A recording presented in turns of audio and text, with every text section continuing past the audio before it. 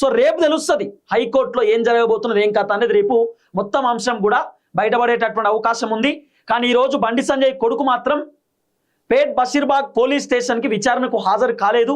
ఈరోజు పోకపోవడానికి నేను వ్యక్తిగతంగా అసౌకర్యంగా ఉంది కాబట్టి నేను రాలేకపోయినా, నేను 2 రోజుల తర్వాత పోలీస్ స్టేషన్కి వస్తా, విచారణకు హాజరైతా, విచారణకు ఖచ్చితంగా నేను సిద్ధంగా ఉన్నా, సహకరించడానికి నేను రెడీగా ఉన్నా, నేను ఖచ్చితంగా విచారణకు వస్తా, మీరు ఏ ప్రశ్న అడిగినా కూడా నేను సమాధానం చెప్తా అనేటటువంటి మాటను బండి సంజయ్ కొడుకు చెప్పేటటువంటి కార్యక్రమం చేస్తున్నాడు.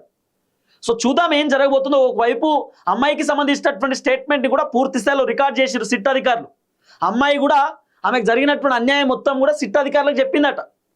నన్ను 3 సార్లు ఒక దగ్గర అపార్ట్మెంట్ తీసుకుపోయిండు నానక్రామ్ గూడ దగ్గర, ఇంకోసారి ఫామ్ హౌస్, 3వసారి ఫామ్ హౌస్ తీసుకుపోయి నన్ను రకరకాల ఇబ్బంది పెట్టిండు, బ్రీజర్ తాగమని చెప్పి నన్ను ఫోర్స్ చేసిర్రు, బ్రీజర్ తాగమని చెప్పి నేను చాలా ఇబ్బంది పెట్టిర్రు.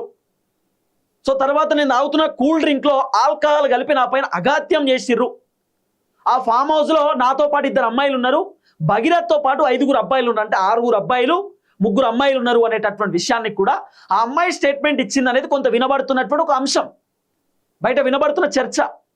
కానీ అమ్మాయి స్టేట్మెంట్ ఏమిచ్చింది, ఆ అమ్మాయి స్టేట్మెంట్కి ఆధారంగా మరి భగీరథ్ ఏమని అడుగుతారు, భగీరథ్ ఏ ప్రశ్న అడుగుతారు, పోలీసులు ఏం చెప్పబోతున్నారు, మరి అమ్మాయికి మీకు ఎక్కడ పరిచయం, ఆ అమ్మాయి మీరు ఎక్కడ తిరిగినారు, ఆ అమ్మాయి వాళ్ళ పేరెంట్స్ నిన్ను ఒక క్లోజ్ ఫ్యామిలీ మెంబర్ లెక్క ట్రీట్ చేస్తారు, ఎట్లా మీరు టెంపుల్స్కి ఎందుకు పోయినారు, ఫామ్ హౌస్లో ఏం జరిగింది, మీతో ఫ్రెండ్స్ ఎవరు వచ్చినారు, వీడియోలు ఎట్లా రిలీజ్ అయినాయి, ఆ వీడియోలు బయటకి ఎట్లా వచ్చినాయి, అమ్మాయి వీడియోలు సోషల్ మీడియాలో ఎందుకు వైరల్ అవుతున్నాయి, వీడియోలు బయట పెట్టింది ఎవరు, అసలు ఏం జరిగింది, ఏం కథ అనేది పిన్ టు పిన్ పోలీసులు అడిగి తెలుసుకునేటటువంటి కార్యక్రమం చేయొచ్చు.